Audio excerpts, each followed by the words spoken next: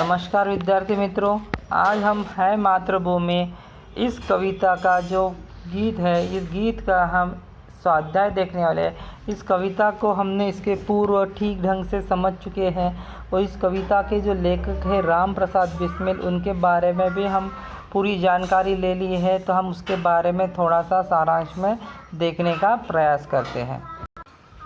तो दोस्तों, ये राम प्रसाद बिस्मिल जी हैं, जिनके बारे में जितना कहा जाए उतना कम है।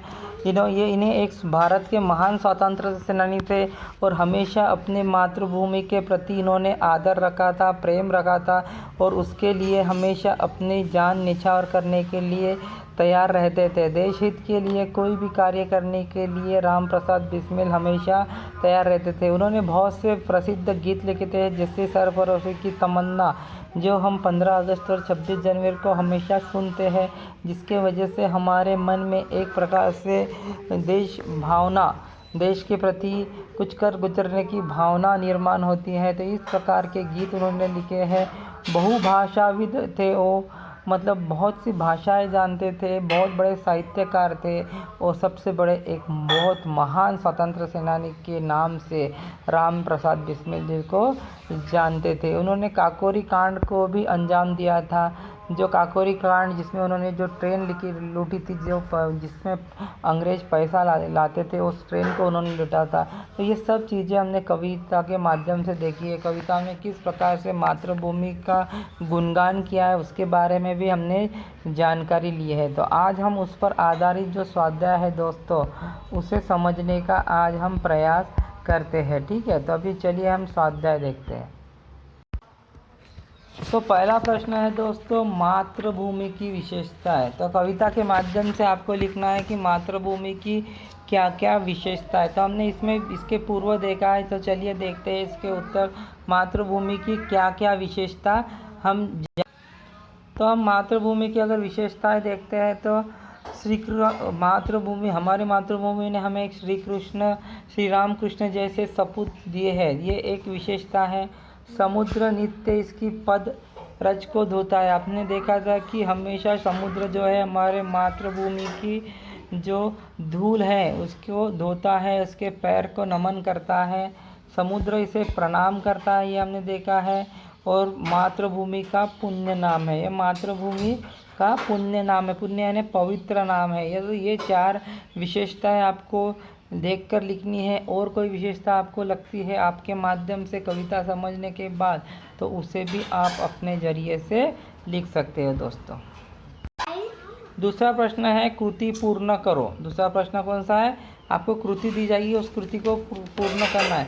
कविता मातृभूमि के प्रति अर्पित करना चाहता है। क्या अर्पित करना चाहता है, तो उसे हमको देखना है। कवि जो है, हमने देखा है कि स्वतंत्र सेनानी है और वो हमारे मातृभूमि की बहुत ज़्यादा इज्जत करते हैं, जिस वजह से वो अपना सर्वस्व वैसे तो मातृभूमि के लिए न्यौछावर करना चाहते हैं। तो यहाँ पर हमें दो चीज़ें लिखनी है। कौन सी लिखनी है उसे अभी हम देखेंगे। तो कवि मातृभूमि के प्रति क्या अर्पित करना चाहता है? एक तो मन और दूसरा देह यानी शरीर, मन और देह अर्पित करना चाहता है। तो इसे आपको लिखना है, कवि मातृभूमि के प्रति अपना मन और देह अर्पित करना चाहता है। तो इतनी ज़्यादा भावना, उतना ज़्यादा देश प्रेम उनके इसमें नज़र आता है। दूसरी कृति है उसके बाद, मातृभूमि के दो सपूत जो इसमें दिखाए गए हैं। तो कौन से दो सपूत थे? श्री राम और श्री कृष्ण। जिसे हम मातृभूमि के दो सपूत कौन से थे? श्री राम और श्री कृष्ण। ये जो दो सपूत थे वो मातृभूमि के थे। ये ऐसे लिखना है आपको प्रश्न में, मातृभूमि के दो सपूत कौन से? तो श्री राम और श्री कृष्ण। उसके बाद तीसरा प्रश्न है, एक शब्द में उत्तर लिखिए। एक शब्द में आपको उत्तर लिखना है, उसे देखना है। तो एक शब्द में उत्तर आपको लिखना है। तो चलिए प्रश्न देखते हैं, प्रश्न के माध्यम से आप उसे। तो चलिए यहाँ पे प्रश्न देखते हैं। कवि की जिह्वा पर इसके गीत है। एक शब्द में उत्तर लिखना है, ज़्यादा शब्द आपको लिखना नहीं है। कवि की जिह्वा पर किसके गीत है? तो मातृभूमि के गीत है दोस्तों। तो कवि की जिह्वा पर किसके गीत है? तो मातृभूमि आपको लिखना है। दूसरा प्रश्न है, मातृभूमि के चरण धोने वाला कौन है? आप सबको पता है, समुद्र जो है वो मातृभूमि के चरण धोता है, तो समुद्र यहाँ पर लिखना है, मातृभूमि के चरण धोने वाला समुद्र है। मातृभूमि के सपूत कौन है? तो श्री राम और कृष्ण, श्री राम और कृष्ण मातृभूमि के सपूत है, इसको आपको लिखना है। इसके बाद का प्रश्न, प्रतिदिन सुनने सुनाने योग्य नाम, प्रतिदिन सुनने सुनाने योग्य नाम कौन से है? मातृभूमि। प्रतिदिन हमको यही सुनना है मातृभूमि के बारे में और इसी को सुनाना है, इस वजह से ये एक गीत है जो मातृभूमि पर आधारित है, जिस वजह से इसका भी उत्तर आपको मातृभूमि ही लिखना है। और जो अंतिम प्रश्न है दोस्तों, मातृभूमि के चरणों में इसे नवाना, इसे नवाना किसको नवाना है ने? झुकाना। किसको झुकाना है? शीश को, हमारे सिर को। तो यहाँ पे शीश लिखना है। मातृभूमि के चरणों में इसे नवाना, इसे नवाना है ने शीश को नवाना, वो आपको यहाँ पर लिखना है, ठीक है। इसके बाद का प्रश्न दोस्तों भाषा बिंदु पर आधारित है। जो भाषा बिंदु यानी व्याकरण पर आधारित है, तो थोड़ा सा व्याकरण जो बेसिक व्याकरण है वो यहाँ पर हम समझने का प्रयास करेंगे, जो इसके पूर्व की कक्षाओं में भी आपने पढ़ा होगा और उसको ही अभी हमें लेकर आगे बढ़ना है। तो यहाँ पर उन्होंने कुछ जो भाषा बिंदु है, विराम चिन्हों के यहाँ पर उन्होंने सिंबल दिए हैं, विराम चिन्हों के उन्होंने चिन्ह दिए हैं, उसे समझकर, उसे जानकर आपको उसके बारे में लिखना है और उस पर आधारित आपको वाक्य में प्रयोग करना है, मतलब वाक्य बनाकर दिखाना है। पहले तो उसका नाम लिखना है, कौन सा चिन्ह है वो, और उसके बाद उस पर आधारित आपको क्या बनाना है दोस्तों? वाक्य बनाना है। जैसे पहला जो चिन्ह है, ये जो चिन्ह है, इसे हम यहाँ पर लिखेंगे और उसको क्या कहा जाता है हिंदी में? पूर्ण विराम कहा जाता है, पूर्ण विराम। तो पूर्ण विराम पर हम वाक्य लिखेंगे कि एक राजा था, यहाँ पर वाक्य ख़त्म हो गया, या एक रानी थी, तो ठीक है। इस प्रकार से आपको यहाँ पर वाक्य पूर्ण हो जाता है। उसके बाद आपको विराम चिन्ह का, जब भी वाक्य पूर्ण होता है तो हमें विराम चिन्ह का सिंबल देना होता है, ताकि हमें समझ में आए कि यहाँ पर हमारा जो वाक्य है पूरा हुआ है। उसके बाद है अर्धविराम। अर्धविराम इस प्रकार से लिखा जाता है, अर्धविराम का चिन्ह, इसे कहते हैं अर्धविराम। अर्धविराम मतलब जहाँ पर हम थोड़े से देर के लिए पॉज लेते हैं। पूर्ण विराम में हम थोड़े ज़्यादा समय के लिए पॉज लेते हैं और यहाँ पर हम थोड़े कम समय के लिए। तो हम यहाँ पर कहते हैं जब भी रोहन आता है तुम भी आ जाते हो। देखो यहाँ पर थोड़ा सा पॉज लेते हैं, हमने वाक्य कंटिन्यू रखा है, जब भी तुम आते हो, जब भी रोहन आता है, अर्धविराम, तुम भी आ जाते हो। इस प्रकार से हमें अर्धविराम का उपयोग यहाँ पर भाषा बिंदु में करना है दोस्तों। इसके बाद ये जो चिन्ह है, ये क्वेश्चन मार्क मतलब प्रश्न सूचक चिन्ह है। तो प्रश्न सूचक चिन्ह को आप सब जानते हैं कि ये प्रश्न पूछने के लिए उपयोग में आता है। तो मनुष्य किस ओर बढ़ रहा है, ऐसे उन्होंने प्रश्न पूछा है।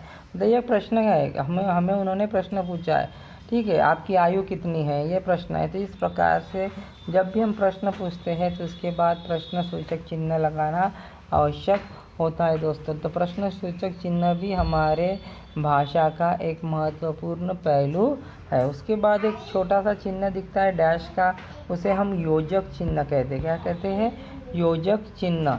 जब हमको दो विरुद्ध चीज़ें बतानी होती है तो हम इनका उपयोग करते हैं। जैसे एकलव्य ने लक्ष्य प्राप्ति के लिए दिन रात एक किया, दिन और रात, ये दो कॉन्ट्रास्ट है, अलग अलग ये है, उसमें फ़र्क है। तो इस वजह से हमने योजक चिन्ह का यहाँ पर प्रयोग किया है दोस्तों। इसमें बाद है विस्मय, इसको हम उद्गारवाचक चिन्ह भी कहते हैं। जो हम एक्सक्लेमेटरी का जो वाक्य बनाते हैं इंग्लिश में, उसमें भी ये आता है, इंट्रोगेशन। तो ये विस्मय सूचक चिन्ह है, ठीक है। तो ये कभी अचानक आने वाली कोई दुख की खबर हो तो उस समय हम इसका चिन्ह का उपयोग करते हैं। मतलब थोड़ा सा सरप्राइज जब होता है, आश्चर्य जब होता है, उस समय हम इसका उपयोग करते हैं। तो यहाँ पर अमातृभूमि, यहाँ पर कह के योजक चिन्ह दिया है और विस्मय सूचक चिन्ह दिया है, तेरे चरणों में शीश नवाऊं। तो अमातृभूमि, तेरे चरणों में शीश नवाऊं, ऐसी उन्होंने यहाँ पर वाक्य तैयार। उसके बाद इकरा उदाहरण चिन्ह यहाँ पर दिया है। इकरा उदाहरण चिन्ह यहाँ पर दिया है, मतलब सिंगल इन्वर्टेड कॉमा जैसी वाक्य उसका बनता है। सिंगल इन्वर्टेड कॉमा में हम बहुत से जब हिंदी के पाठ पढ़ते हैं उसमें हमें इकरा उदाहरण चिन्ह दिखता है। मन की लहर एक प्रसिद्ध रचना है। जैसे एक आधा किताब का नाम हम देंगे, एक आधे किसी चीज़ के बारे में हम बताएंगे, तो इस प्रकार से हम एक सिंगल उदाहरण चिन्ह देते हैं। फिर उसके बाद है दोहरा उदाहरण चिन्ह। दोहरा उदाहरण चिन्ह हम कब देते हैं? जब हम किसी की बात जैसी की वैसे हम बोलते हैं, तब हम दोहरा उदाहरण चिन्ह देते हैं। राजा ने पूछा, अभी राजा ने क्या पूछा? जैसी की जैसी लिखना है। इस वजह से तुमने तुमने क्या किया दानों का, तो ऐसे प्रश्न पूछा। उसके बाद वो वाक्य कंप्लीट हुआ तो उदाहरण चिन्ह, दोहरा उदाहरण चिन्ह दिया। तो मतलब जिससे जो स्टेटमेंट होता है, जो व्यक्ति जो बोलता है वो जैसे कि जैसे हम जब लिखते हैं तो वो दोहरे उदाहरण चिन्ह में लिखा जाता है। इस प्रकार से इस कविता पर आधारित जो स्वाध्याय है इसे हमने समझने का यहाँ पर पूरी तरह से प्रयास किया है। तो आपको क्या करना है, ये स्वाध्याय अपने नोटबुक में ठीक ढंग से लिख लेना है और इसे समझ लेना है। ठीक है, धन्यवाद।